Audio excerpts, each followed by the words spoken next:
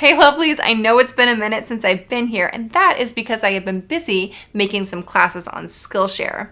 I just released my first class, which is about how to combine hand lettering with illustrated elements in your own unique style. So I'm going to share one little excerpt from the class with you so that you can get a better sense of what the class is like, and I've got the link in the description if you are interested in taking the full course.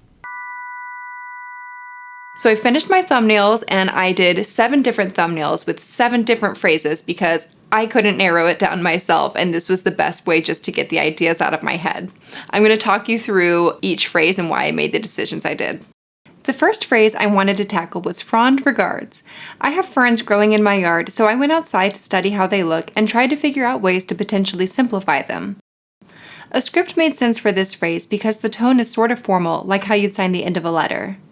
Using a script also lends itself to being able to draw the fern fronds growing out of the letters. I'm totally okay with some wonkiness and bounciness, but I also want to find a balance of making it still feel legible, so I used some straight guidelines to try and keep my letters somewhat aligned.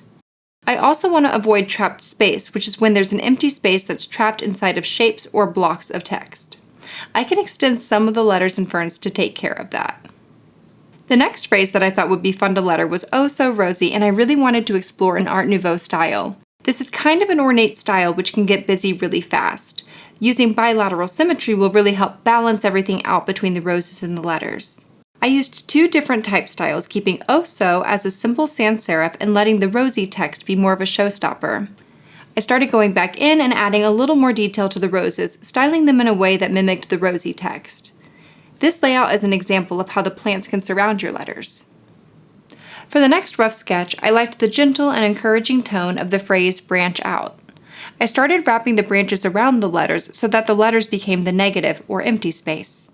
It fit the theme and the ethos of the phrase because the branches are literally branching out from the letters. Having the letters be a bold sans serif in all caps worked the best for legibility since there are a lot of branches.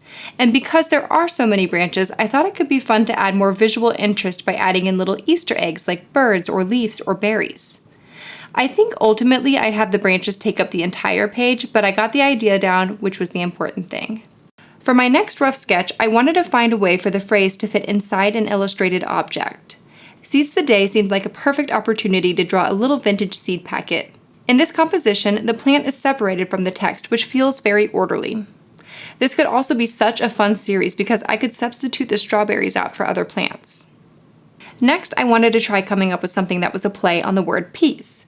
This one took me a really long time to try and figure out, and I honestly spent way more time on it than I needed to. But the phrase "yes peas" made me laugh, so I kept trying to make it work. One thing I noticed from drawing different parts of the pea plant is that there were a lot of waves and tapers, so I tried mimicking that in these funky block letters.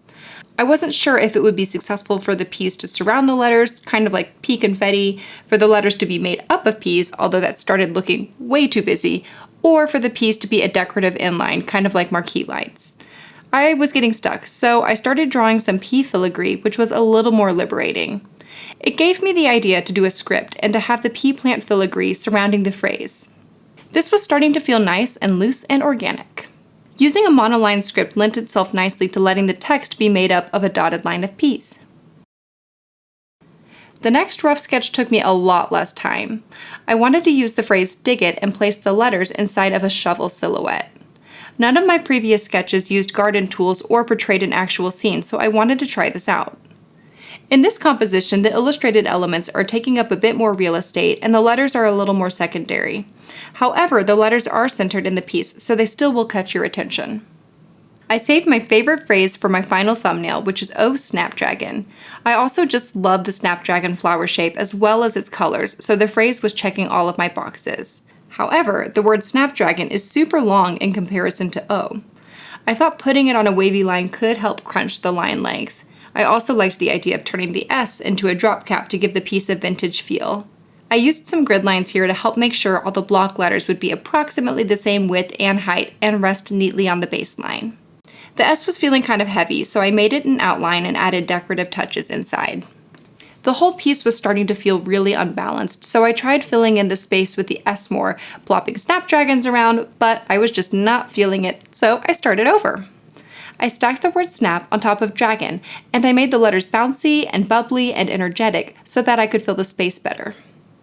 Since the letters are really dense, I was able to get away with having some of the snapdragons overlap the letters without losing legibility. Adding in some sparkles gave it a disco ball feel, which adds to the funky vibe, and I am here for that.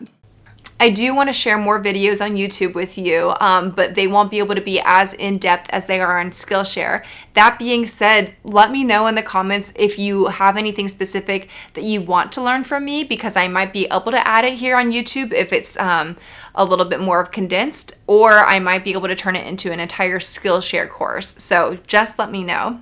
Thank you for taking the time to learn and grow your skills with me, and you can find me on all social platforms at Designed by Shea, and you can also now find me on Skillshare. I will include all of the links below for you.